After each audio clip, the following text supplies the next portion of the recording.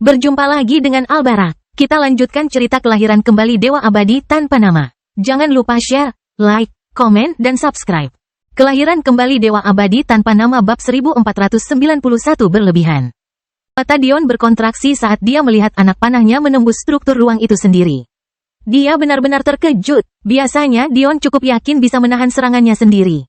Ini bukan karena kesombongan buta, melainkan karena Dion sengaja memilih untuk menyusun jalur bela dirinya dalam struktur pertahanan.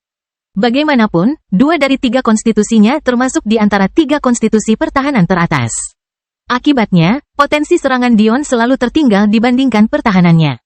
Karena alasan inilah dia seringkali harus menggabungkan beberapa keinginan sekaligus sebelum memberikan damage pada lawan yang sangat kuat seperti Dratal, misalnya. Tapi, panah ini, bahkan jika menjawab tidak akan menyelamatkan nyawa Dion, dia tidak akan pernah mengatakan bahwa itu tidak dapat mengancam nyawa ahli Dao yang lebih rendah. Tiba-tiba, dia merasa seperti sudah berlebihan. Sedikit, bantuan jiwa sebenarnya sangat menantang surga. Dion menarik napas dingin. Jika derajat kebebasan ke-5 dan ke-6 begitu kuat, bagaimana dengan derajat kebebasan ke-7? Bagaimana dengan yang ke-18? Dion tidak bisa membayangkan. Tingkat bawah menjadi berantakan total, tetapi Dion hanya bisa menggaruk bagian belakang kepalanya dengan canggung. Dia benar-benar tidak menyangka akan menimbulkan keributan sebesar itu. Untungnya, kemampuan lompat spasial panah itu diaktifkan beberapa saat kemudian. Siapa selain Dion yang mampu menggunakan panah kelas tertinggi seolah-olah dia memiliki persediaan yang tidak terbatas? Biasanya, pemanah mungkin hanya memiliki 2 atau 3 anak panah kaliber ini dan hanya akan menggunakannya dalam situasi hidup atau mati. Namun, bagi Dion, selama dia memiliki kekuatan jiwa yang tersisa, dia dapat menghasilkan sebanyak yang dia inginkan. Anak panah itu berkedip-kedip, melesat ke depan beberapa puluh ribu mil dalam sekejap. Rambut merah Titus kusut karena keringat, membuatnya melekat pada ciri-ciri buasnya. Dia telah berlari sekuat tenaga selama beberapa menit, tapi teknik yang dia gunakan untuk menghilang memiliki harga yang harus dibayar. Jika tidak, mengapa Titus berhenti setelah membunuh Dewa Emas saat itu? Dia akan secara langsung bersaing dengan Dion untuk warisan Orcus. Sayangnya, dia tidak bisa. Bahkan dengan budidaya celestialnya, setelah berlari selama lebih dari 10 menit, dia hanya berhasil menyeberang beberapa ribu mil. Keputusasaan menguasai dirinya. Seberapa besarkah kesadaran ilahi seseorang? Itu tidak adil. Dia bukan manusia, dia adalah monster yang bereinkarnasi. Tiba-tiba, suhunya melonjak. Jantung Titus menegang ketika bukit-bukit bersalju di sekelilingnya meleleh menjadi lautan air dalam sekejap. Sesaat kemudian, lautan itu menjadi uap panas dan beruap, meletus ke langit dan merebus kulit Titus. Tetap saja, Titus adalah dewa sejati. Dia tidak akan menunggu kematian saja. Meskipun benar bahwa tidak seperti naga lainnya, dia sebenarnya memiliki giok penyelamat kehidupan. Dia telah melalui banyak kesulitan untuk mendapatkannya karena para tetua menolak membuatkannya untuknya. Bagian terburuknya adalah mekanisme life-saving jade memaksa penggunanya mengalami kematian. Ia kemudian akan melakukan sedikit pembalikan waktu untuk menyelamatkan individu tersebut. Inilah sebabnya mengapa mereka sangat melelahkan untuk dibentuk. Ini juga mengapa milik Dion tidak menghilang setelah Evangeline muncul sekali. Orang mungkin bertanya-tanya mengapa life-saving jades memiliki fungsi seperti itu. Mengapa tidak menyelamatkan individu tersebut sebelum mereka meninggal? Dan jawabannya adalah metode ini adalah satu-satunya cara sempurna untuk menyelamatkan seseorang. Jika harta penyelamat jiwa disusun untuk diaktifkan ketika nyawa orang tersebut dalam bahaya, selalu ada kemungkinan harta itu gagal merespons pada waktunya. Namun, life-saving jades adalah puncak kesempurnaan yang mutlak. Mereka tidak akan pernah gagal karena mereka hanya akan aktif setelah pemiliknya benar-benar mati. Kembali ke lembah jenius, Jin. Kitsune berekor perak dari klan Jikan, harus melepaskan salah satu ekornya dan mengalami koma selama beberapa tahun hanya untuk menghentikan aliran waktu Dion selama sepersekian detik. Bisa dibayangkan harga yang dibutuhkan untuk benar-benar membalikkan keadaan kali ini. Titus meraung, sisik merah bermunculan di sekujur tubuhnya. Dia langsung melompati wujud binatangnya dan langsung melompat ke wujud hibridanya. Kenapa dia takut panas? Dia adalah naga api yang perkasa. Tinggi tubuhnya melonjak hingga lebih dari 10 meter sebelum terus mengembun. 9 meter, 8 meter, 4 meter, 2 meter, semua kekuatan wujud binatang yang panjangnya beberapa ratus meter menjadi terkondensasi menjadi bentuk humanoid tunggal. Raungannya membuat ruang bergetar, pakaiannya terlepas dari punggungnya saat sisik rubinya yang indah berdenyut dengan rona merah. Namun, semua itu tidak penting. Saat panah yang berkedip muncul di pandangannya, seluruh dunianya sepertinya berakhir. Itu sangat cepat, bahkan dalam bentuk hibridanya, dia tidak bisa bereaksi. Titus berada terlalu jauh untuk mengaktifkan kemampuan kunci spasial dari busur Dion. Tapi, Titus sepertinya membeku di tempatnya. Bukan karena kemampuan khusus, tapi karena keniscayaan. Dia hanya bisa menghela nafas ketika panah hitam yang berkedip-kedip dengan nyala api yang kacau melintas di pandangannya. Berkedip terus-menerus ke dalam dan keluar, anak panah itu meninggalkan bekas luka di belakangnya. Dan kemudian, itu menembus tubuh Titus. Kekuatan tubuh Titus tidak cukup untuk menghentikan anak panah tersebut. Bahkan ketika tubuh dewa sejati terbakar hingga menjadi kehampaan, anak panah itu terus merobek bumi di tingkat bawah. Pada akhirnya, itu akan menghancurkan hampir segalanya jika lelaki tua itu tidak menghela nafas dan menghentikannya. Ini terlalu berlebihan, Kak. Menurutku kamu berlebihan, Goda-sen. Tapi, dilihat dari riuh tawa yang keluar dari bibirnya, jelas dia tak peduli. Dion tersenyum pahit. Saya rasa begitu. Ini adalah pertama kalinya Dion menguji Shring. Bagaimana dia bisa tahu efeknya akan terlalu berlebihan? Untung saja dia membutuhkan waktu lama untuk memadatkan panahnya. Atau dia bahkan tidak akan percaya dirinya untuk menggunakan kekuatannya jika dia bisa mengirim spam ke panah tersebut. Mungkin bukan hanya Shring, pikir Dion dalam hati. Sepertinya aku telah meremehkan kemampuan destruktif api kekacauanku. Kelahiran kembali Dewa Abadi tanpa nama bab 1492 bebek. Di kejauhan, Kere dan Rahel melihat ke belakang, ekspresi serius tak terbandingkan menutupi ekspresi indah mereka.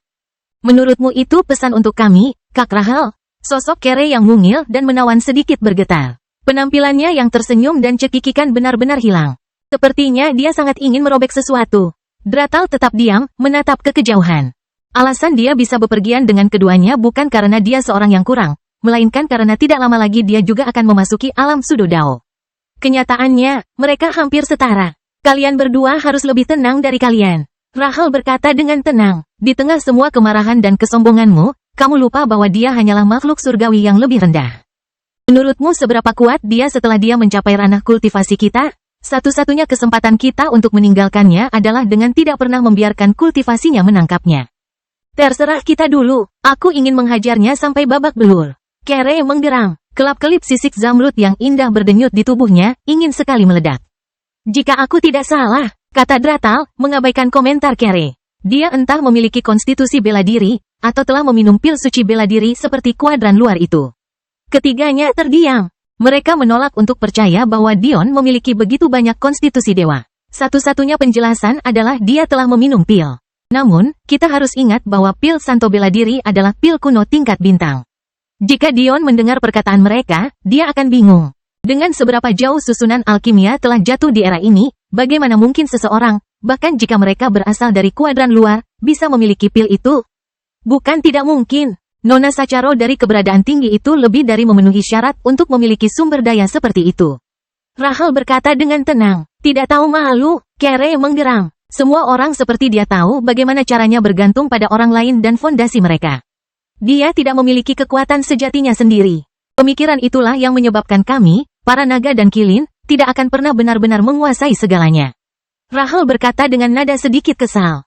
Kami memiliki 5 kuadran, namun hanya segelintir klan Dewa Raja, bahkan tidak ada satupun klan Dewa Kaisar yang bisa dibicarakan. Kami memiliki konstitusi pertempuran terhebat di antara ras manapun yang pernah ada. Kami adalah satu-satunya binatang purba yang tidak kehilangan kekuatan mereka. Kekuatan garis keturunan mereka dari waktu ke waktu. Namun, kita hanya terdegradasi ke dalam kuadran menara ini dan kita bahkan bukan yang pertama di antara mereka. Kemana harga dirimu membawamu? Rahel berkata sambil menghela nafas. Terlepas dari kata-katanya, Rahel tahu betul bahwa dia tidak akan pernah membiarkan orang lain mengaturnya. Dia adalah definisi dari seorang munafik. Bahkan jika dia menyadari hal ini, dia tidak akan pernah berubah. Itu hanya satu cara untuk memikirkannya. Dratal berkata dengan lembut. Mungkin faktanya kita seperti ini sehingga garis keturunan kita tidak menurun. Kita selalu berusaha menjadi yang terkuat. Kita tidak bergantung pada siapapun kecuali diri kita sendiri. Jika kita mengikuti jalan mereka, klan kita akan jatuh. Sama seperti mereka, saat ini, kita akan menjadi salah satu klan terbengkalai sampah yang tidak bisa menerima kekalahan mereka. Mata Rahel berkedip dengan cahaya aneh, tapi dia mengabaikannya. Sudah waktunya mereka kembali ke resimen pelatihan mereka masing-masing. Ayo kita rebut wilayah istrinya. Kere berkata sambil menggeram lagi, jelas tidak puas. Sudah cukup Kere, tidak perlu bermusuhan dengannya. Ayo pergi. Saat Rahel pergi, dia bisa merasakan sepasang mata di punggungnya bertindak sebagai peringatan. Tapi, dia hanya tersenyum dan melanjutkan urusannya. Di level menengah, Madeline justru terlibat pertarungan. Namun, hal itu jelas tidak berjalan seperti yang diharapkan oleh para penyerang diam-diam. Madeline berada pada level yang sangat berbeda. Terungkap bahwa dia telah memasuki alam surgawi tinggi. Kecepatan kultivasi semacam ini hanya bisa jadi merupakan hasil dari disposisi Dewi, tidak ada yang bisa menjelaskannya. Hanya 2 tahun yang lalu, dia baru saja memasuki alam surgawi tengah. Namun dia sudah menjadi surgawi yang lebih tinggi. Harus diingat bahwa tidak seperti Dion yang sudah berusia sekitar 60 hingga 70 tahun. Madeline masih berusia awal 40-an. Makhluk surgawi yang lebih tinggi yang baru berusia sekitar 40 tahun. Itu sudah cukup untuk membuat orang mati karena amarah.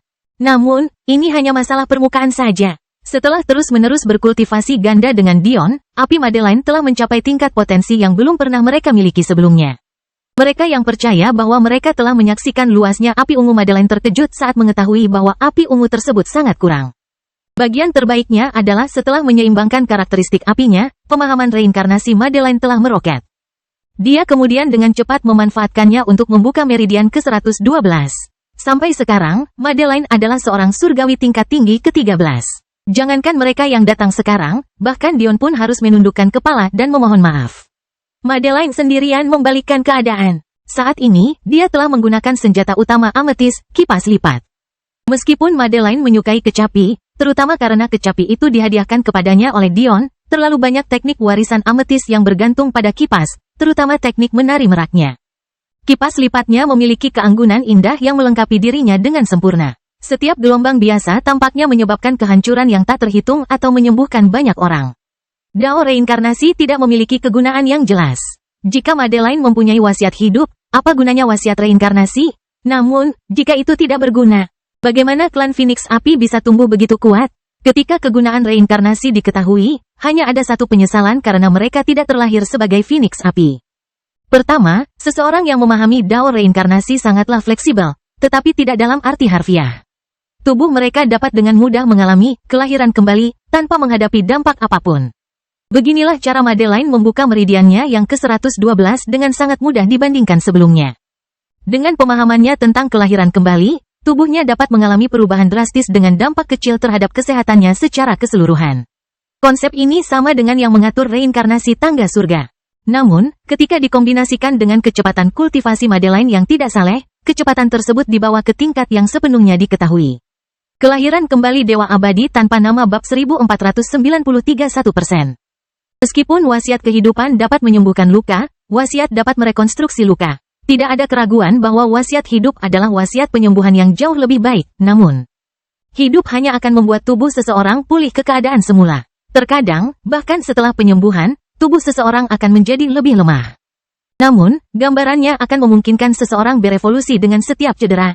Ketika kehidupan dan keinginan diwujudkan digabungkan, hasilnya adalah sesuatu yang langsung dari surga sendiri. Meridian pecah secara tidak sengaja saat menjalani penyimpangan budidaya? Tidak masalah, sekarang meridian Anda lebih kuat dari sebelumnya. Patah tulang? Tidak masalah, ini tulang yang lebih kuat. Pingsan karena kelelahan? Tenang saja, sekarang stamina kamu sudah lebih besar lagi. Kemampuan ini memungkinkan Madeline memasuki Liga Naga Kristal, mendapatkan kesempatan untuk terus meningkatkan kumpulan energi mentalnya dengan keinginan mewujudkannya.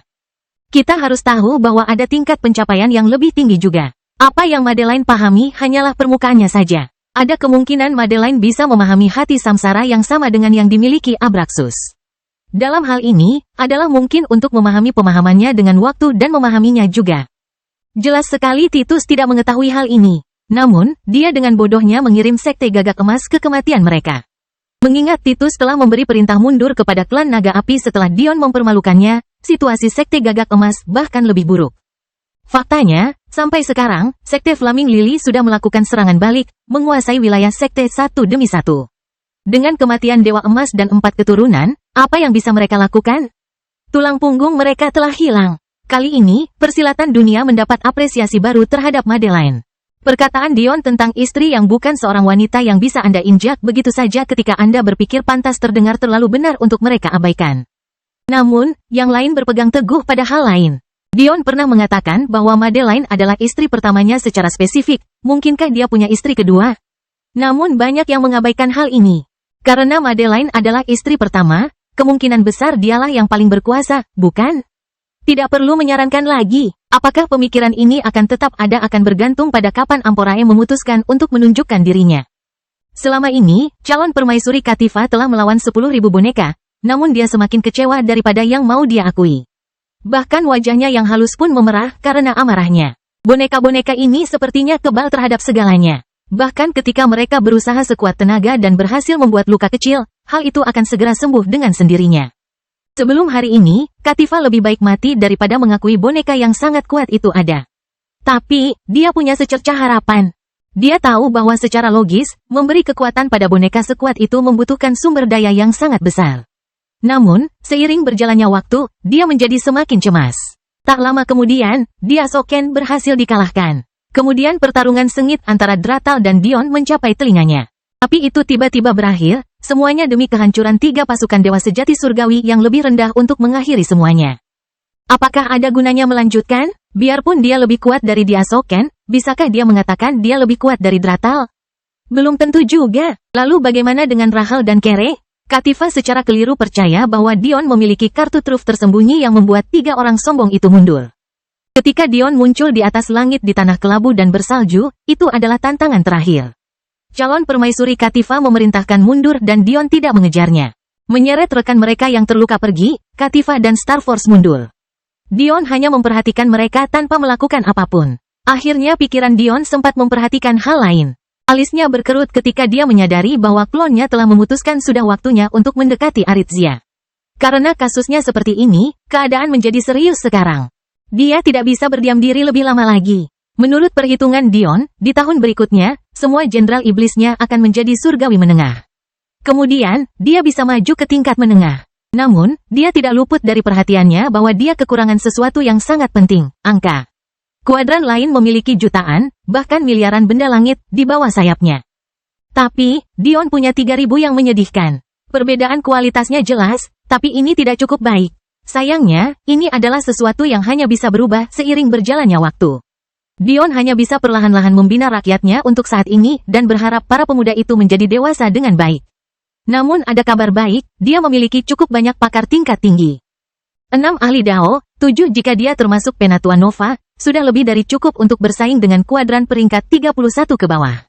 Ini bukan karena mereka memiliki ahli Dao sebanyak itu, tetapi karena Dion setuju harus bertarung melawan segelintir ahli Dao mereka bersama dengan ahli Sudo Dao yang tak terhitung jumlahnya. Saya pikir sudah waktunya, Dion berpikir dalam hati. Dion memutuskan bahwa karena wilayah pertama yang akan dia ambil alih adalah Lautan Gelap, dia akan memperkuat fraksi lautnya. Namun, dia jelas kekurangan ahli. Konon, Dion memang memiliki cadangan yang menunggu. Rumah Dion, bumi, telah meluas hingga jutaan kali ukuran aslinya. Itu membuat permukaannya lebih besar dari keempat lantai langit yang digabungkan menjadi satu. Tapi, ia juga melakukan hal lain. Kedalaman lautnya jauh lebih dalam dari yang bisa dibayangkan Dion. Apalagi ketika lingkar bumi normal adalah 25.000 mil, manusia merasa mustahil untuk menjelajahi lautan sepenuhnya. Saat ini, masalah ini terlalu dibesar-besarkan sehingga bahkan para cerdas pun tidak dapat berharap untuk mengeksplorasi semuanya.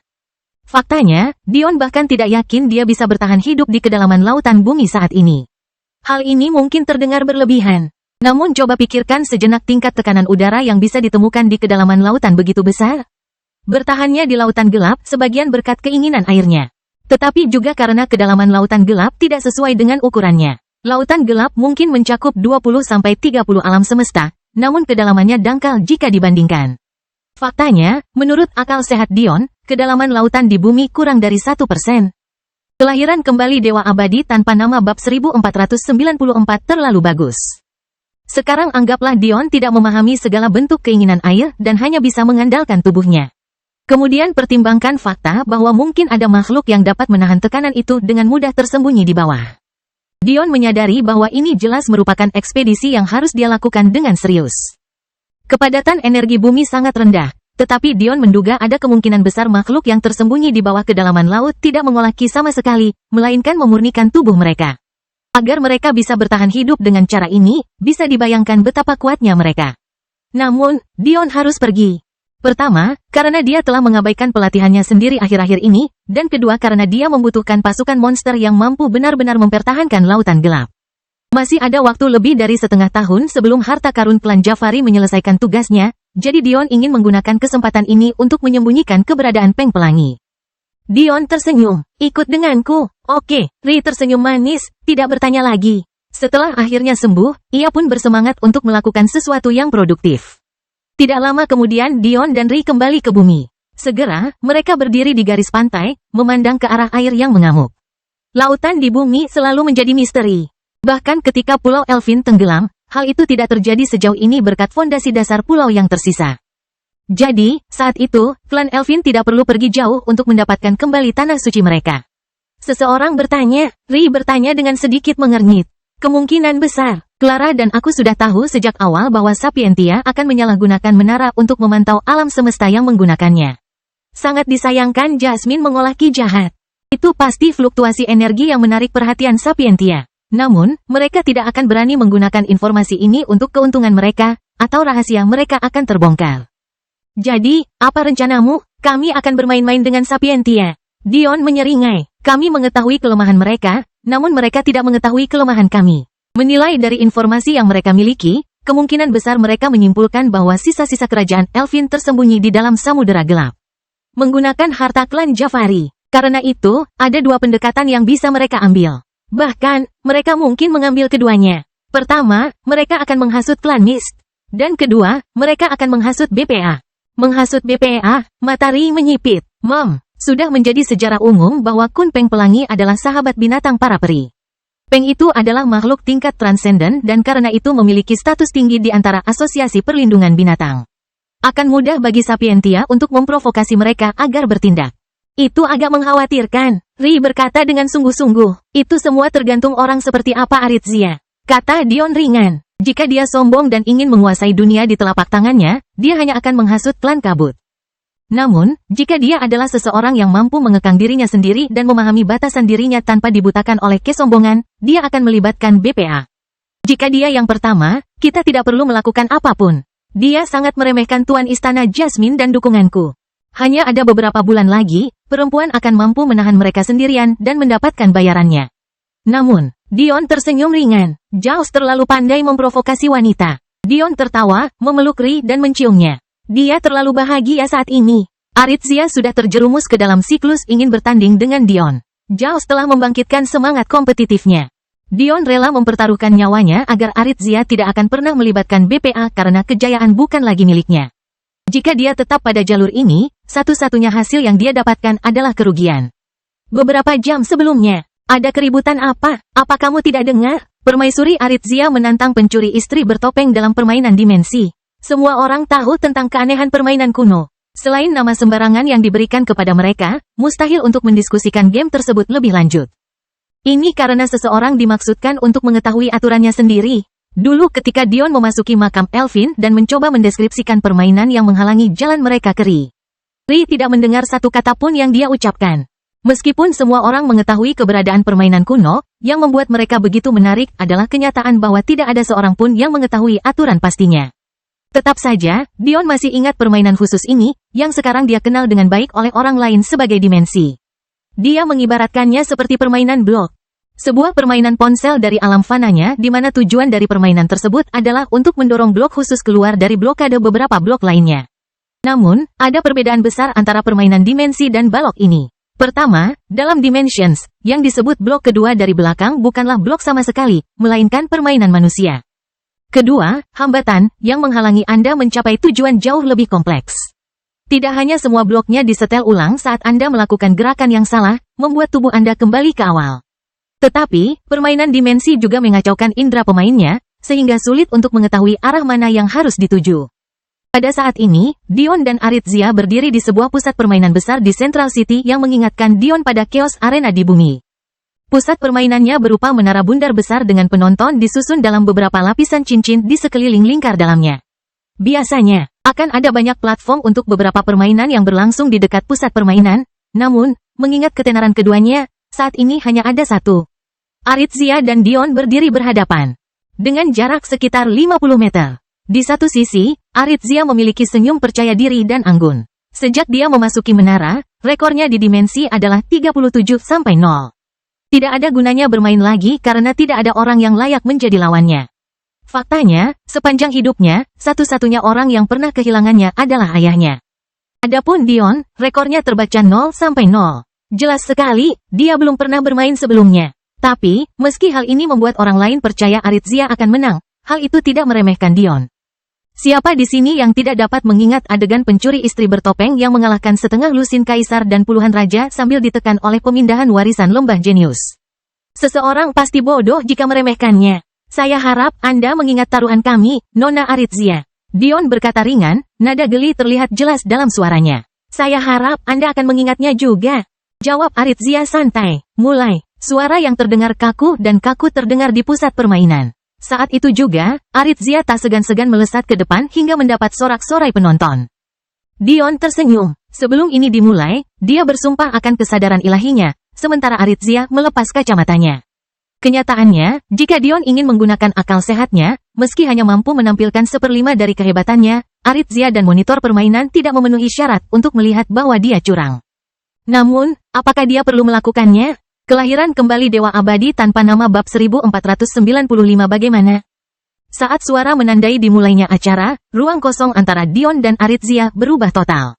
Apa yang muncul adalah kubus kristal besar yang dipotong menjadi beberapa bagian yang membuatnya tampak seperti teka-teki besar yang telah selesai. Karena penampilannya, bahkan setelah Aritsia masuk, dia bisa terlihat jelas dari luar. Meskipun aturan permainan tidak bisa dibagikan antar individu. Semua orang tahu bahwa siapapun yang mencapai puncak kubus terlebih dahulu akan menjadi pemenangnya.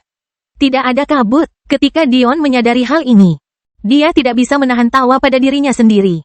Dia tiba-tiba menyadari bahwa permainan yang dia mainkan di makam Elfin, meskipun mengalami kemunduran selama bertahun-tahun, sebenarnya jauh lebih kompleks daripada permainan ini. Kabut di makam Elfin bertujuan untuk membuat Anda sulit memahami arah mana yang Anda tuju. Itu diisi dengan susunan yang terdiri atas, bawah, dan kiri, kanan. Selain itu, ia dapat membaca niat Anda, sehingga tidak mudah untuk mengabaikannya seperti pergi ke arah berlawanan yang Anda inginkan. Namun, sekarang jelas bagi Dion bahwa perubahan dalam permainan ini jauh di atas kompleksitas dari apa yang diyakini oleh menara ini mampu dilakukan oleh para santonya. Apa maksudnya ini? Itu berarti Dion yang berusia 15 tahun, hanya dengan jiwa tingkat esensi, sudah mampu melakukan lebih dari apa yang diharapkan menara dari kumpulan jenius ini. Hal seperti itu benar-benar menempatkan segala sesuatunya dalam perspektif. Aritsia, oh, Aritsia, hari ini akan menjadi hari yang sangat memalukan bagimu. Mungkin akan menjadi sebuah tantangan jika kabut diterapkan ke dalam versi game ini tanpa akal sehatku. Tapi, karena tidak, satu-satunya pilihanmu adalah kalah. Dion dengan santai berjalan ke depan. Pada saat itu, Aritsia telah menyelesaikan 10% kubusnya dan dengan tekun berusaha mencapai puncak. Sosok cantiknya telah memikat banyak orang sehingga tidak ada yang menyadari Dion tidak bergerak. Roda gigi emas yang rumit muncul di mata Dion saat dia melangkah ke dalam kubus. Pemenang, Jaus Acachia. Aritsia membeku karena terkejut. Saat dia kehilangan fokus, dia segera dipindahkan kembali ke awal permainan. Jelas sekali, dia telah mengambil langkah yang salah. Dia melihat ke atas dan menemukan sosok kasual Dion berdiri di atas kubus kristal seolah itu adalah hal paling alami di dunia. Baru sekarang dia menyadari bahwa Dion tidak pernah menganggapnya sebagai lawan sejak awal. Meskipun Dion meremehkan administrator yang mengendalikan pusat permainan ini, Aritsia tidak melakukannya karena dia lebih tahu. Dia tahu betul bahwa jika Dion melanggar kontrak permainan mereka dan menggunakan akal sehatnya, itu akan dianggap sebagai kerugian otomatis baginya. Fakta bahwa dia dinobatkan sebagai pemenang berarti dia benar-benar belum. Bisakah aku menyelesaikan permainan dimensi ini begitu cepat bahkan dengan bantuan kacamata berbingkai kristal? Sebuah getaran menguasai tubuh halus Aritsia. Dia tahu jawabannya adalah tidak. Kubus kristal itu berkilauan dan menghilang, memungkinkan Dion melayang ke bawah. Meski wajahnya ditutupi topeng, Aritsia hampir bisa merasakan seringai licik di wajah tidak jujurnya. Entah kenapa, keangkuhan itu membuat jantungnya berdebar kencang. Aritsia tidak pernah menemukan pria yang sepenuhnya percaya diri. Terlepas dari sikap kakak laki-lakinya, Primus, dia tahu bahwa kakak laki-lakinya adalah orang yang sangat sombong. Tipe individu yang bisa menurunkan harga dirinya dalam satu tarikan napas, namun melonjak ke atas untuk menjadi lawan yang tangguh di kemudian hari. Bahkan, ada calon suaminya, Emites juga. Bukankah dia mengklaim bahwa suatu hari dia akan membuat klan Sapientia bertekuk lutut? Namun, kedua pria ini tidak pernah dianggap serius oleh Aritsia karena dia tidak pernah percaya bahwa dia akan kalah dari mereka. Namun, aura percaya diri Dion muncul dari sayap kemenangan telak. Perbedaan mencolok menimpa Aritsia secara berbeda. Waktu terus berjalan, dia begitu linglung sehingga dia bahkan tidak dapat mengingat bagaimana dia pergi dari pusat permainan ke kantornya. Entah bagaimana, dia segera kembali ke tempat mereka memulai. Dia di kursi, dan Dion duduk di mejanya, jarinya masih mengangkat dagunya. Terakhir kali dia mengangkat dagunya seperti ini, dia marah dan menerima tantangannya, menepis tangannya. Tapi, kali ini, dia hanya menatap topengnya. Dengan distorsi yang ditimbulkannya, dia bahkan tidak bisa benar-benar melihat matanya. Itu adalah perasaan yang membuatnya sangat tidak nyaman. Bisakah aku melihat wajahmu? Arizia sendiri bahkan tidak tahu kenapa dia menanyakan pertanyaan yang tidak tahu malu itu. Ceka. Dion tersenyum ringan, tanpa sadar ibu jarinya sedikit menyentuh bibir bawah lembut Arizia. Apakah kamu tidak ingat isi taruhan kita? Arizia tersipu dan mundur. Benar, dia hanya diperbolehkan melihat wajah Dion jika dia memenangkan taruhan. Awalnya, dia berencana menggunakan kacamatanya. Bahkan jika Dion sedang menyamar, dia bisa menggunakannya untuk melihatnya. Tapi, kini kesempatan itu telah hilang. Arizia menenangkan diri dan menghela napas. Baiklah, apa yang kamu ingin aku lakukan? Tidak ada yang terlalu rumit. Seperti yang kubilang, aku ingin menjatuhkan dewa sejati Sacharo. Arizia berencana mencoba mencari jalan keluar dari keharusan berjanji untuk menikah dengan klan Dion, tapi siapa yang mengira dia akan berpura-pura seolah itu bukanlah isi taruhannya? Itu benar. Awalnya, Dion harus menunjukkan wajahnya jika dia kalah. Namun, jika Arizia kalah, dalam amarahnya ia langsung setuju menikah dengan Dion. Isi taruhannya akan menjadi skandal yang cukup besar jika diumumkan ke publik. Entah kenapa, Arizia merasa kecewa karena Dion tidak memanfaatkan kata-katanya yang ceroboh. Tapi, di saat yang sama, dia menghela nafas lega. Aku sedang dipermainkan. Arizia berpikir dalam hati. Dia telah membimbingku sejak awal, dan dia bahkan memahami kepribadianku dengan baik. Tak kusangka hatiku, Arizia Sapientia, akan mudah terombang-ambing. Alexandria adalah wanita yang cukup beruntung. Atau mungkin tidak, Arizia adalah wanita yang sangat cerdas. Tapi, yang tidak diketahui banyak orang adalah usianya belum genap 30 tahun. Benar sekali, saat Dion pertama kali bertemu dengannya, usianya belum genap 20 tahun. Bagaimana wanita muda seperti itu bisa menjadi permaisuri begitu cepat? Kelahiran kembali Dewa Abadi tanpa nama bab 1496 bagaimana? Ini adalah rahasia yang mungkin hanya diketahui oleh Arizia sendiri. Namun, intinya adalah dia memiliki kepolosan masa muda yang bukan tandingan Dion. Betapapun cerdasnya seseorang, tanpa pengalaman hidup yang berharga, hal itu tidak ada artinya. Sama seperti Saru, Arizia kemungkinan besar menggunakan beberapa teknik untuk membuat dirinya terlihat lebih tua dari usianya. Siapa yang tahu sudah berapa lama dia berpura-pura, tampak baru saat ini dia bisa menggunakan penampilan aslinya. Atau, mungkin dia belum pernah menggunakannya. Bagaimana? Arizia bertanya setelah menenangkan diri. Anda tidak memiliki pemahaman yang kuat tentang orang itu atau berapa banyak cadangan yang dia miliki. Kata Dion dengan jelas. Saya tidak. Menurutmu seberapa berbakatnya dia? Dion bertanya alih-alih menjawab. Sangat berbakat. Dia sudah menjadi penguasa bulan. Dia memiliki konstitusi dewa tubuh berlian Titan. Istrinya juga tidak kalah berbakatnya. Dan, sepertinya dia telah menyatu dengan percikan api penguasa. Dion menggelengkan kepalanya. Kamu masih cuek. Dia tidak hanya memiliki tubuh berlian Titan, dia juga memiliki konstitusi cermin perak, dan, rupanya jauh lebih kuat dari batas atas konstitusi normal. Tidak hanya seorang istri yang berbakat, kedua istrinya juga berbakat di luar imajinasi Anda. Faktanya, Permaisuri Madeline hanya bisa menempati peringkat kedua di antara mereka berdua dalam hal kecakapan tempur murni. Sejauh yang saya tahu, dia yang paling kuat istri sudah menjadi ahli dao menengah. Dan usianya kurang dari 160 tahun. Arizia sudah merasa pikirannya runtuh saat mendengar kata-kata ini. Tapi sepertinya Dion belum selesai. Jika ditanami hanya itu saja, kamu salah besar. Kamu percaya Dewa Sejati Sacharo adalah penguasa bulan, padahal aku tahu betul bahwa dia sebenarnya adalah penguasa planet. Arizia menarik napas dingin, tangannya sedikit gemetar. Apa yang dia coba campur tangan? Arizia menarik napas dalam-dalam. Bagaimana kamu mengetahui semua hal ini? Bukankah sudah jelas bagimu sekarang? Dion tersenyum ringan. Kami berasal dari kuadran yang sama. Jadi, detak jantung Arizia menjadi tidak menutu. Ini menjelaskan semuanya. Tapi bagaimana dengan gelarku? Aku belum mengikuti uji cobaku. Seperti yang kubilang, menurutku itu tidak ada gunanya. Ditambah lagi, menjadi orang terkenal bertentangan dengan tujuanku. Mendengar kata-kata tersebut, Arizia hampir merasa ingin muntah darah. Anda tidak ingin menjadi terkenal? Lalu kenapa semua orang tahu namamu? Anda belum melakukan pekerjaan Anda dengan baik sama sekali. Tapi kamu jelas-jelas punya kehadiran. Siapa bilang seseorang harus menjalani cobaan untuk mendapatkan kehadiran? Jika kamu belum menyadarinya, aku jenius. Apa sebenarnya tujuanmu di sini? Nyonya Arizia, aku sudah memberitahumu berkali-kali. Aku ingin menjatuhkan Dewa Sejati Sacharo. Kamu tidak khawatir? Apa yang harus aku khawatirkan? Mereka memiliki eksistensi yang lebih tinggi. Kita memiliki eksistensi yang lebih tinggi. Dia berbakat, aku berbakat. Istri-istrinya berkuasa, begitu pula istriku. Aku perlu mengetahui sesuatu. Tidak. Dua hal, kata Aritzia dengan serius. Di mana saja orang-orang dari kuadran rusa surgawi selama ini dan mengapa kamu begitu bermusuhan dengan dewa sejati Sacharo? Dari mana saja kita? Dion tertawa. Kami telah berada di manapun yang kami anggap cocok untuk penampilan kami. Menara ini tidak berguna bagi kami, tapi sekarang, ini menjadi prospek yang cukup menarik. Mata Aritzia menyipit. Kata-kata ini adalah kata-kata yang sama yang diucapkan oleh para jenius kuadran luar yang arogan sepanjang waktu.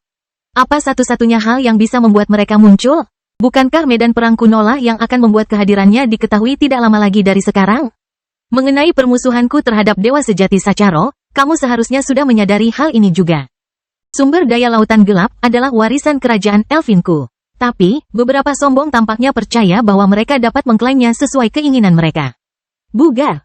Lalu bagaimana komet Lord Gallagher bisa masuk dalam persamaan ini? Aritzia bertanya dengan curiga. Clara kecilku, dia akan segera menjadi milikku. Kata Dion percaya diri. Wajah halus Aritzia berubah menjadi jijik. Ada apa dengan wajah itu? Apa laki-laki tidak bisa mengejar wanita idamannya? Kenapa kamu berpura-pura seperti orang yang menjepit dan memperkosanya? Aritzia ingin melontarkan sesuatu seperti, kamu baru saja memintaku menjadi istrimu 5 menit yang lalu, sekarang kamu berbicara kepadaku tentang wanita lain yang kamu pacari. Dan kamu tidak melihat ada masalah dengan itu? Tapi, dia berhasil menahan diri. Jika dia mengatakan hal seperti itu, daripada mempermalukan Dion, dia hanya akan mempermalukan dirinya sendiri. Kamu benar-benar tidak tahu asal-usulnya? Dion mengangkat alisnya. Kau terlalu memikirkan hal ini. Berapa banyak yang tahu tentang Emites sebelum dia memperkenalkan saudara penjaganya? Alam semesta memiliki banyak orang jenius. Clara kecilku kemungkinan besar menerima pertemuan kebetulan yang memungkinkannya mendapatkan warisan Smith dari senjata yang tangguh. Kemudian, dia menyelubungi dirinya dalam misteri dan membuat namanya terkenal. Aritzia tercengang dengan penjelasan ini. Mungkinkah dia terlalu memikirkannya? Saya mungkin salah, kata Dion sambil mengangkat bahu. Dia adalah sebuah misteri bahkan bagiku. Tapi, aku akan membuka tabirnya suatu hari nanti. Merupakan keberuntungan bagiku bahwa Alex kecilku dan dia telah menjadi teman baik. Omong-omong, bukankah istrimu terlalu bebas dengan siapa dia mengungkapkan rahasia klanmu? Rahasia? Dion tertawa. Lautan gelap bisa dianggap sebagai rahasia sekarang?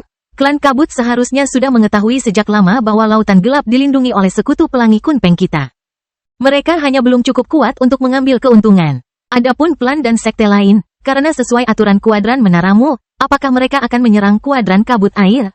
Ini lebih merupakan rahasia umum. Bahkan jika Anda melihatnya sebagai rahasia, Nona Aritzia, saya hanya bisa mengatakan bahwa kerajaan Elfin kita cukup beruntung. Setidaknya ini berarti sebagian besar sumber daya kita masih utuh. Mata Aritzia bertambah. Dia tidak bisa tidak mengakui bahwa memang terlalu mudah untuk menghubungkan lautan gelap dengan para peri. Kerjasama seperti apa yang kamu inginkan dariku? Tenang, aku akan memberikan kesepakatan yang sama seperti yang kuberikan pada Tuan Istana Jasmine. Sebagai ketidakseimbangan atas 5% sumber daya lautan gelap, aku ingin kau menghalangi dewa sejati Sacharo untuk ikut campur dalam urusanku. Mata Aritzia berkontraksi sekali lagi. Rupanya pertanyaannya tentang Istana Master Jasmine terjawab juga. Bagaimana aku melakukan itu? Ucap Aritzia perlahan. Sederhana. Dion tiba-tiba mengeluarkan selembar kertas berkilauan dengan rona emas. Hanya butuh beberapa saat bagi Aritzia untuk menyadari bahwa itu adalah kontrak jiwa. Jika Anda menggunakan kontrak saya, Dion tidak hanya tidak dapat sepenuhnya mencampuri urusan kami selama beberapa tahun ke depan, Anda juga akan dapat mengambil kembali saham jaringan Sapientia yang Anda tanda tangani kepadanya. Bahkan, dia bahkan mungkin meminta Anda untuk mengambil kembali dan membayar Anda sebagai imbalannya. Jelajahi up-to-date cerita di novel.com pada akhirnya. Anda tidak hanya akan mempertahankan mayoritas atas jaringan Sapientia, Anda juga akan mendapatkan 5% harta kerajaan Elfin saya dan kepemilikan atas dewa sejati Sacharo yang perkasa. Saat Aritzia membaca kontraknya, dia mulai merasa skeptis, tetapi semakin banyak dia membaca, semakin bersinar. Pada akhirnya, seluruh tubuhnya bergetar karena kegembiraan. Saat itu, Dion tahu dia telah menang. Kelahiran kembali Dewa Abadi tanpa nama bab 1497 waktu. 1 jam kemudian, Ri terbangun dari kebingungannya di bawah ciuman penuh gairah Dion. Dia tersenyum ringan, bertanya-tanya apa yang membuat Dion begitu bahagia. Ketika dia mendapat penjelasannya, tentu saja dia juga senang. Apakah kamu percaya bahwa dia terlalu mudah jatuh cinta? Ri bertanya. Tentu saja, Dion mengangguk dengan serius. Di antara orang-orang yang cerdas, seringkali, tidak mungkin suatu skema bisa menang. Satu-satunya cara untuk benar-benar menjadi yang terbaik adalah dengan membuat orang lain bersedia mengikuti skema mereka. Maksudmu Aritzia tahu dia ditipu, tapi tetap menyetujuinya. Dion tersenyum pahit, tapi mengangguk. Dia melakukan semua ini dengan ketidakseimbangan 5% sumber daya lautan gelap. Terlepas dari apakah dia ditipu olehku atau tidak, dia tetap mendapatkan sumber daya itu pada akhirnya, apapun yang terjadi. Meskipun dia sadar bahwa dia tidak akan pernah benar-benar mencapainya. Mayoritas menguasai jaringan Sapientia, sepertinya dia tidak peduli karena dia selalu berencana mengambil rute itu sebagai ketidakseimbangan atas pengetahuanku tentang spesifikasi susunan. Pada dasarnya, aku membayarnya sebagai ketidakseimbangan karena tidak ikut campur dalam urusan kita. Tapi, apakah dia akan ikut campur di masa depan atau tidak masih harus dilihat. Ri menghela nafas. Masih seimbang, kedalaman BPA bukanlah sesuatu yang bisa kita atasi saat ini. Jika kita menukar 5% dengan asuransi bahwa mereka tidak akan mengganggu, itu akan sepadan. Pada akhirnya, 90% sumber daya akan tetap ada. Jadilah seperti milik kita. Saat ini, kita hanya mempunyai sedikit orang untuk membelanjakan semuanya. Kita sudah mempunyai terlalu banyak uang. Kamu tahu sesuatu tentang BPA? Mereka mendekatiku untuk bergabung dengan organisasi mereka saat aku tinggal di Istana Salju. Itu sudah lama sekali, saat kau masih dalam ujian. Aku menolaknya dan hampir melupakannya. BPA punya hubungan dengan Kitsune? Kemungkinan besar tidak, atau mereka mungkin tidak akan mendekatiku secara pribadi. Tapi, saya tidak akan khawatir kemungkinan bahwa beberapa anggota yang lebih berprestasi diambil alih oleh mereka. Jadi, alis Dion berkerut. Di masa depan, dia berencana menggunakan Shruti untuk merawat Kitsune selamanya, tapi informasi ini jelas mencakup pemikiran tersebut. Kita harus ingat bahwa meskipun darah Dewa Gajah mengalir melalui pembuluh darah Shruti, mereka masih diklasifikasikan sebagai manusia, bukan binatang. Artinya, jika ada konflik yang membahayakan kesejahteraan Kitsune, sudah jelas BPA akan berpihak pada pihak mana. Apa sebenarnya yang mereka janjikan padamu? Tanya Dion. Saya rasa mereka tidak mengungkapkan banyak hal dengan sengaja. Yang mereka katakan hanyalah bahwa tujuan mereka adalah mengangkat subras binatang buas dari penindasan rekan-rekan manusia mereka. Mereka ingin memberi saya undangan untuk bergabung sebagai petinggi anggota luar, sebuah langkah untuk menjadi anggota dalam, mirip dengan cara kerja dalam suatu sekte. Apakah kamu yakin para naga ada di pihak mereka? Tidak mungkin, naga itu arogan. Jika salah satu dari mereka mati, mereka tidak akan pernah mengejarnya, percaya bahwa pemuda yang mati itu tidak layak. Jadi, bergabung dengan organisasi untuk melindungi binatang sepertinya bukan sesuatu yang akan mereka lakukan. Dion mengangguk. Tapi, mau tak mau dia memikirkan Titus. Dia jelas tidak cocok dengan cetakan naga pada umumnya. Selain itu, Dion yakin Titus memiliki giok penyelamat kehidupan. Namun, tidak ada tontonan setelah kematiannya seperti yang terjadi pada dia Soken. Jadi, Dion berasumsi dia benar-benar mati dan dia salah. Tetap saja, dia merasakan perasaan yang mengganggu seperti dia kehilangan satu mata rantai penghubung untuk memahaminya. Sama seperti Aritzia yang merasa ada yang tidak beres setelah Dion meminta 30% dari jaringan Sapientia, Dion secara acak memikirkan Titus setelah Ri mengucapkan kata-kata ini. Tampaknya orang cerdas benar-benar serupa. Dion menghela nafas. Sepertinya kita punya lebih banyak kekhawatiran untuk masa depan. Tapi untuk saat ini, mari fokus pada tugas ini. Ri meringkuk di pelukan Dion saat mereka berdiri di langit di atas lautan yang mengamuk. Di belakang mereka terdapat ujung paling ujung dari apa yang dunia fana kenal sebagai dunia persilatan. Focus Academy, atau yang tersisa darinya, tidak terlalu jauh dari sini. Lautan tampak sangat menyeramkan dan mengancam. Jika Dion harus membandingkannya dengan sesuatu, itu tampak seperti wadah berisi gel rambut hitam pekat, namun jauh lebih cair. Dion tidak punya cara untuk benar-benar mengetahui apa yang tersembunyi di bawah sana, tetapi yang dia tahu adalah bahwa lautan ini merupakan sebuah peluang. Saat bumi masih berukuran semula, bagian terdalam lautan hanya berjarak 11 km. Namun, setelah bertambah jutaan kali lipat dari ukuran aslinya, jumlah ini terlalu dilebih-lebihkan karena mencapai lebih dari 20 juta kilometer. Bahkan Dark Ocean hanya memiliki kedalaman beberapa puluh ribu kilometer. Bukan hanya itu saja yang bisa mempengaruhi lautan ini. Dalam kondisi normal, semakin dalam Anda pergi, semakin sedikit sinar matahari yang masuk, sehingga suhu lautan akan semakin dingin. Satu-satunya pengecualian untuk hal ini adalah wilayah perairan dengan sumber gunung berapi bawah laut. Namun, lautan ini sangat berbeda.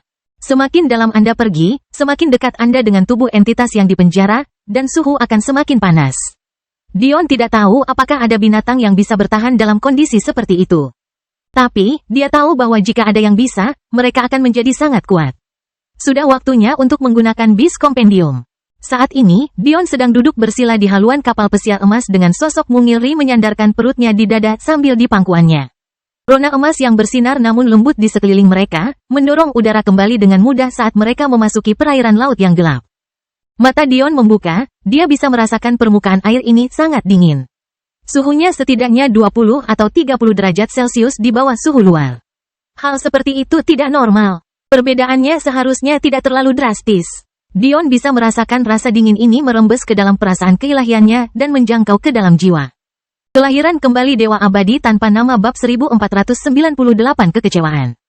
Selain sedikit mengernyit, Dion tidak mengatakan apa-apa lagi. Namun, dia menyadari bahwa meskipun jangkauan indera ketuhanannya belum turun, dia masih dipengaruhi oleh hawa dingin.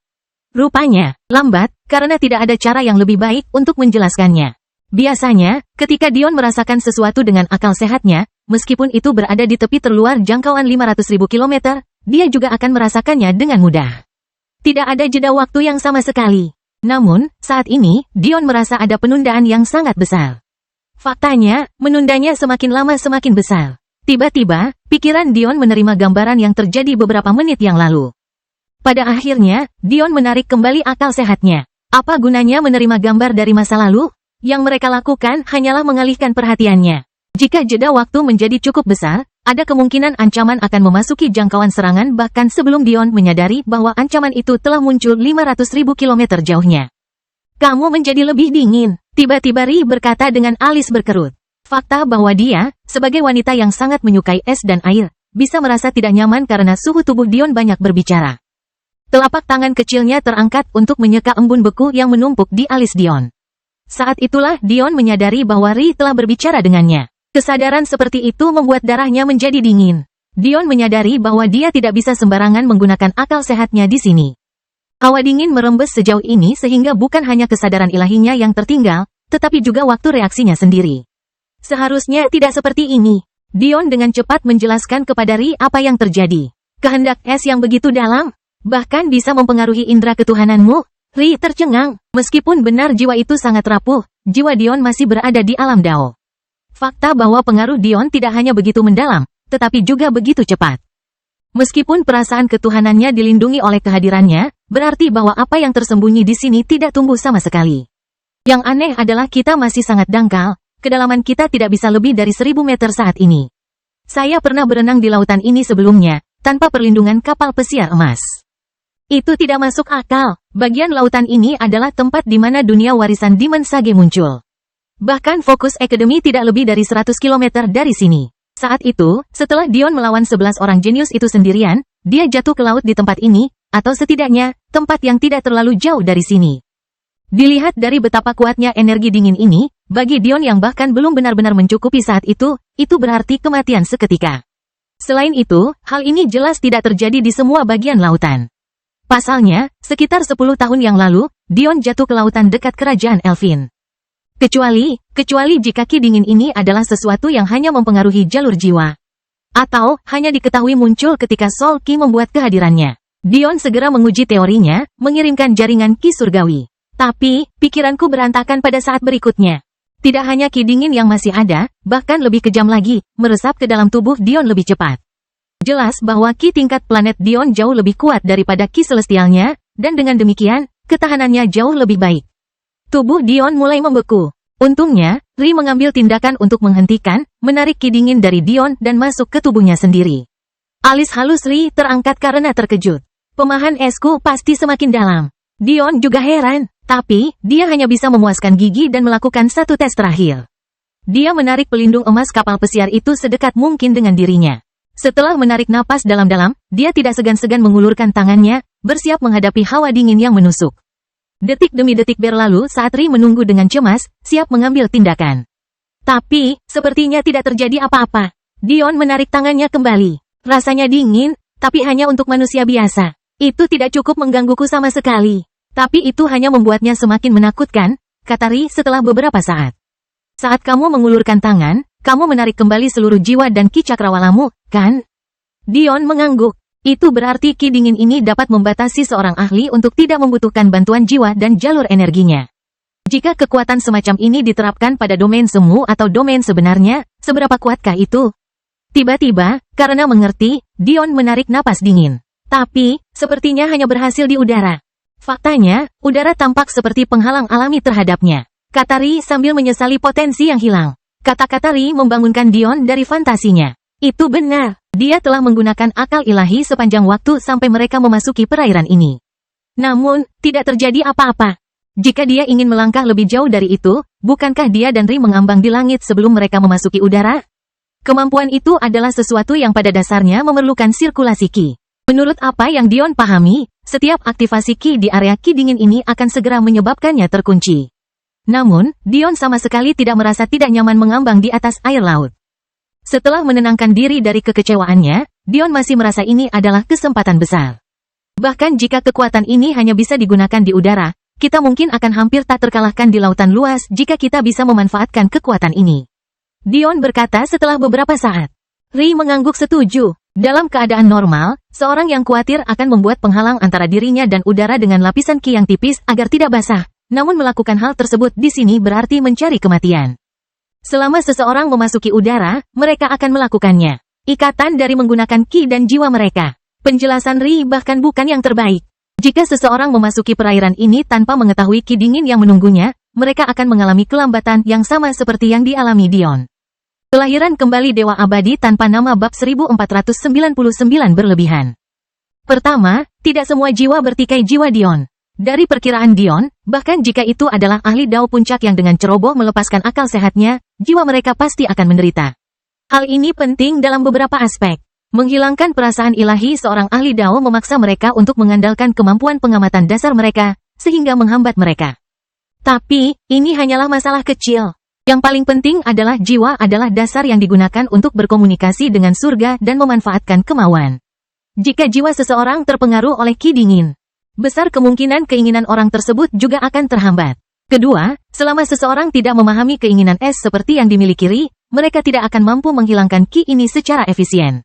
Kita perlu mengetahui batasan Qi dingin ini. Tiba-tiba Dion berkata, kamu bilang es dan airmu akan membaik setelah bersentuhan dengannya. Jika itu masalahnya, alih-alih membantu kita dalam perang, Qi dingin semacam ini mungkin malah memperkuat musuh kita. Ri mengangguk. Jika Qi dingin ini dapat diserap tanpa batas waktu selama Anda memahami keinginannya, maka lebih baik tidak menggunakannya sama sekali. Meskipun tidak semua orang memahami wasiat air atau es, tentu saja, wasiat tersebut bukanlah wasiat yang langka, meskipun wasiat es sedikit lebih sulit untuk dipahami dibandingkan dengan wasiat air. Pasangan suami istri itu mulai turun perlahan, merasakan suhu di sekitar mereka terus menurun. Meskipun pelayaran kapal emas Dion dapat menandingi kecepatan ahli Dao yang lebih rendah, dia tidak berani bergerak begitu cepat di wilayah yang tidak diketahui seperti itu. Memikirkan kapal pesiar emas, Dion punya pemikiran lain. Mengapa tampaknya hal itu sama sekali tidak mempengaruhi? Secara teknis, sebagai harta karun, ia juga mengandalkan Qi. Namun penghalangnya masih mampu menahan udara tanpa banyak masalah. Tapi, tak lama kemudian, Dion mengerti mengapa ini terjadi. Bukan karena harta karun itu tidak mempengaruhi, namun efeknya lebih lambat dan kurang jelas karena itu adalah benda mati. Jika ini terus berlanjut, kapal pesiar kelas tertinggi Dion akan hancur juga. Sambil menghela nafas, dia hanya bisa menyingkirkan kapal pesiar itu, sambil memegangi Ri di petaknya. Tidak dapat menggunakan Qi mereka, air membasahi mereka sepenuhnya. Suhu terus menurun. Pada awalnya, itu tidak terlalu berlebihan. Meskipun manusia akan membeku, itu bukanlah masalah besar bagi para pemakainya. Namun tak lama kemudian, suhu udara mulai mendekati suhu minus 100 derajat Celcius, hampir setengah jalan menuju suhu nol mutlak. Kita harus tahu bahwa suhu dingin tidak seperti suhu yang sangat panas. Meskipun secara teoritis juga terdapat suhu tertinggi yang mungkin terjadi, suhu tersebut terlalu tinggi sehingga tidak mungkin ada di alam fana. Namun, suhu dingin terasa sama bagi manusia seperti halnya bagi para pembudidaya. Catatan penulis, maaf atas pelajaran sains yang akan segera diadakan, tetapi memahami apa yang sedang terjadi cukup penting. Dingin pada dasarnya adalah keadaan kekurangan energi. Semakin lambat molekul suatu zat bergetar, semakin besar pula suhu dingin yang dialaminya. Bagi para pembudidaya, sangat sulit untuk memperlambat molekul penyusunnya.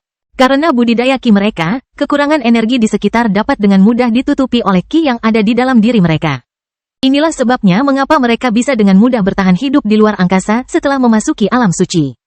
Namun, ketika keinginan es dan keinginan dingin ditambahkan ke dalam persamaan, tiba-tiba keadaan bisa berubah menjadi lebih buruk, bahkan bagi para petani. Pengguna dan lingkungan Ki Dingin memiliki kemampuan untuk meniadakan tindakan balasan yang dilakukan oleh seorang kultivator. Inilah yang dimaksud dengan suhu dingin yang terasa sama bagi manusia seperti halnya bagi para pembudidaya. Jika Dion mengatakan dia merasa suhunya dengan cepat mendekati minus 100 Celcius. Itu tidak hanya berarti bahwa manusia sudah lama mengalami suhu nol mutlak jika mereka berada dalam posisinya, itu berarti molekulnya telah melambat dalam jumlah yang drastis. Hingga titik bahwa bahkan tubuhnya yang kuat pun terasa sangat dingin. Jika ada kultivator yang mengalami angka nol absolut, mereka pasti akan mati. Ri berada dalam posisi yang sedikit lebih baik karena dia mengolah es, jadi dia masih mengalami suhu mendekati minus 20 derajat. Yang masih dapat ditanggung oleh seorang kultivator. Namun, Dion perlahan-lahan mendekati situasi yang sangat berbahaya. Pada saat itulah pasangan suami istri itu melihat pemandangan yang mematikan di kejauhan. Beberapa ribu mil, dalam garis lurus sekitar 45 derajat dari pandangan datar, sebuah koloni paus biru berenang dengan santai. Mereka adalah makhluk yang sangat besar dan agung, bersinar seperti batu safir yang indah. Dalam kegelapan lautan, mereka memancarkan cahaya mereka sendiri, sama sekali tidak menyadari masalah dunia. Tampaknya yang mereka pedulikan hanyalah tidur dan makanan. Paus biru fana sudah memiliki panjang 25 meter. Di alam fana Dion, mereka adalah salah satu makhluk hidup terbesar yang pernah ada. Namun, saat ini, ukurannya bahkan lebih dibesar-besarkan. Sampai pada titik di mana Dion belum pernah melihat makhluk sebesar ini bahkan di dunia persilatan. Kembali ketika Dion memasuki dunia mistik Demon Sagas, dia menemukan bahwa intinya dibangun dengan inti batin dari binatang infernal eksistensi tinggi. Inti itu membentang beberapa ratus meter membuat Dion bertanya-tanya seberapa besar binatang itu berasal. Namun, pada saat ini, Dion sangat yakin, sampai-sampai terancam nyawanya, bahwa jeda biru ini akan mengerdilkan binatang apapun yang ukurannya. Tidak ada keraguan dalam pikiran. Jantung Dion berdebar-debar saat dia mendekati Ri ke dirinya sendiri. Dia menyadari pada saat itu bahwa sumber Ki Dingin bukanlah harta karun. Tetapi jeda biru itu sendiri. Pikiran yang tenang begitu mempengaruhi sehingga dia keadaan dengan bodohnya menarik napas dalam-dalam. Segera, dia menenangkan dirinya, tetapi cengkeramannya pada Ri tidak mengendur. Paus biru ini memang memberikan peluang, namun mereka juga sangat berbahaya. Perubahan evolusioner apapun yang terjadi pada jeda ini jauh di luar pemahaman Dion. Bahkan yang terkecil panjangnya beberapa ratus mil, yang terbesar dapat membuat planet kecil terbang keluar orbit hanya dengan kehadirannya. Paus biru ini, mereka sebenarnya memiliki tarikan gravitasi yang begitu kuat. Itu terlalu berlebihan. Kelahiran kembali Dewa Abadi tanpa nama bab 1500 menawan. Bahkan tanpa akal sehatnya, Dion dapat mengetahui bahwa paus ini tidak memiliki satupun budidaya. Namun, meski tanpa budidaya, Dion tidak berani mendekati paus biru tersebut. Ki Dingin yang mereka peroleh dengan evolusi jelas merupakan mekanisme perlindungan. Ditambah lagi, meski mereka tidak memiliki perlindungan ini, seberapa kuatkah daging binatang yang bisa tumbuh begitu besar? Ada alasan mengapa binatang yang lebih kuat menjadi lebih besar. Itu adalah representasi langsung dari seberapa besar kekuatan daging yang mereka miliki. Dion tidak ragu bahwa bahkan dengan budidaya, paus biru ini dapat dengan mudah mengubah puncak surga menjadi pasta daging. Untungnya, hanya ada 12 orang. Selain itu, meski memperhatikan kehadiran Dion dan Ri, mereka tampak tidak peduli. Dion menghela nafas lega. Setidaknya perubahan evolusioner ini tidak mengubah sifat jinak paus biru. Soal jeda biru ini juga menjelaskan banyak hal kepada Dion. Karena sumber Ki Dingin ini bisa berpindah-pindah, tak heran Dion belum pernah mengalaminya sebelumnya. Dengan luasnya lautan di bumi, sungguh sangat beruntung, atau mungkin tidak beruntung. Kali ini Dion dan Ri bertemu dengan koloni paus biru ini. Mereka sedang bermigrasi, Ri tiba-tiba berkata. Meskipun dia tidak bisa menggunakan ki-nya, dan hampir tidak mungkin berbicara dengan udara di mulutnya, jiwa Ri dan Dion masih terhubung. Jadi mudah untuk menyampaikan pesan ketika mereka begitu dekat satu sama lain tanpa kehangatan ki yang dingin. Dion ingin bertanya bagaimana Ri mengetahui hal ini, tapi dia dengan bijak menahannya. Ri adalah Ratu Elfin, bakatnya dalam menjinakkan binatang buas tidak ada duanya. Saat kemampuannya berkembang, demikian pula kemampuan untuk berkomunikasi dengan binatang buas. Sesuatu seperti ini adalah kemampuan kecil jika menyangkut binatang yang telah memperoleh bentuk manusianya, tetapi tidak semua binatang mampu mencapai tahap ini. Dan, bahkan bagi mereka yang bisa, masih ada masa dalam hidup mereka di mana mereka tidak bisa berbicara bahasa manusia. Mengingat masa muda seekor binatang buas adalah waktu terbaik untuk menjinakkan mereka, jelas betapa luar biasa kemampuan Ri untuk memahami mereka secara alami. Bermigrasi, mereka datang dari tempat yang jauh lebih dalam, beberapa juta-juta Namun, mereka muncul setelah mereka dan sesama anggota klan menyadari bahwa manusia mereka telah tiada. Mereka merasa lebih berani untuk menjelajahi lebih banyak wilayah lautan. Dion mengangguk mengerti saat melanjutkan. Sepertinya kamu benar, kedalaman lautan sangatlah panas, bahkan pada tingkat yang jauh lebih tinggi dari bintang pada umumnya. Paus biru ini berevolusi untuk bersembunyi di kedalaman tersebut karena beberapa zaman yang lalu para pembudidaya dari dunia persilatan terus memburu mereka karena daging vital mereka yang berisi ki. Awalnya mereka mati karena panas yang terlalu menyengat. Tapi, setelah beberapa generasi, ki dingin ini menjadi lawan mereka. Dion tercengang. Penjelasan Ri ini lebih dari sekedar memahami ucapan binatang. Faktanya, ini mengingatkan Dion pada kemampuan si kembar hamster. Kecuali, kemampuan yang kecil dan Yin hanya bekerja pada benda mati. Tetapi kemampuan Ri tampaknya berhasil pada benda hidup. Dion memandangi istrinya, senyum menawan di wajahnya. Jelas baginya bahwa kemampuan untuk memahami binatang sampai ke intinya adalah sesuatu yang sangat langka. Faktanya, jika Dion mengingatnya dengan benar, ada seorang wanita yang dia temui beberapa saat sebelum pertemuan pertamanya dengan dia Soken di kuadran Sapientia. Namanya Brea. Dion ingat bahwa dia dikatakan memiliki konstitusi yang membuatnya sangat bersimpati kepada binatang buas. Inilah mengapa reaksinya terhadap pemikiran Dion telah menganiaya bayi binatang buas begitu kuat. Kemungkinan besar, konstitusi tersebut merupakan bentuk yang lebih rendah dari konstitusi Ri. Saat itu, Brea tidak bisa mendapatkan gambaran akurat tentang bayi-bayi binatang itu karena gangguan topeng Dion, jadi dia membuat asumsi liar. Tapi yang jelas di sini tidak ada halangan. Menurutmu ada berapa banyak dari mereka? Ri memandang ke arah Dion dengan ekspresi sedikit khawatir. Meskipun dia berusaha menyembunyikannya, dia tahu bahwa dia sedang merasakan sakit yang luar biasa saat ini. Jika bukan karena tubuh berlian titan miliknya, dia pasti sudah pingsan. Ini hanya satu koloni. Mereka membagi diri menjadi 4 samudra besar, yang masing-masing dipimpin oleh satu raja. Ini hanyalah kelompok bawahan, tetapi peringkatnya masih relatif tinggi. Di bawah koloni raja, mereka hanya berada 2 tingkat di bawahnya. Koloni raja, koloni bangsawan, koloni prajurit. Hanya ada 4 koloni raja untuk masing-masing dari 4 samudra utama. Ada 9 koloni bangsawan di bawah masing-masing koloni. Ini adalah salah satu koloni prajurit, tapi ini adalah koloni prajurit kelas atas. Anda dapat mengetahui dari fakta bahwa pemimpin mereka memiliki panjang 1000 km. Klan bangsawan dipimpin oleh Paus Biru yang panjangnya 2000 km. Panjang raja adalah 5000 km. Pejuang, Dion mengerutkan kening. Siapa yang mereka lawan? Dan jika mereka terbiasa berkelahi, mengapa mereka mengabaikan kita sama sekali? Informasi itu di luar jangkauanku karena tidak berhubungan langsung dengan Paus itu sendiri, kata Ri sambil menghela nafas. Tapi aku tahu kalau mereka tidak menyerang kita karena mereka tidak merasakan adanya permusuhan dari kita. Saya agak terlalu ambisius untuk datang ke sini. Dion berkata dengan getir. Bagaimana dia bisa memanfaatkannya? Sampai saat ini, tidak ada tempat di Solren Kuadran yang bisa mereka muat. Sol planet tidak memiliki lautan yang cukup besar untuk menampung satupun dari mereka. Begitu pula planet-planet lainnya di bawah kendali Dion. Satu-satunya tempat yang bisa Dion tempatkan adalah lautan gelap. Meskipun kedalamannya tidak mendekati permukaan bumi, lebarnya jauh melebihi bumi. Tapi lalu apa? Tentu saja, Dark Ocean akan mendapatkan peningkatan perlindungan yang besar. Tapi ketika harta karun klan Jafari menyelesaikannya, apakah itu benar-benar diperlukan? Sama sekali tidak. Selain itu, Dion tidak memiliki kapal yang cukup besar untuk membawa 12 ini. Ya, dia punya cincin kehidupannya yang ditinggalkan Ellie. Ukurannya bahkan lebih besar dari lantai langit. Namun masalahnya adalah tidak ada perairan yang luas. Dan Dion tidak bisa begitu saja membanjiri udara ke dalamnya atau semua kerja keras Ellie dalam menyesuaikan ekosistem yang sempurna untuk pertumbuhan tanaman akan hancur. Ditambah lagi, karena jeda tidak memiliki budidaya, mereka juga tidak bisa terbang. Cerita bersambung. Jangan lupa share, like, komen, dan subscribe. Agar tidak ketinggalan cerita selanjutnya.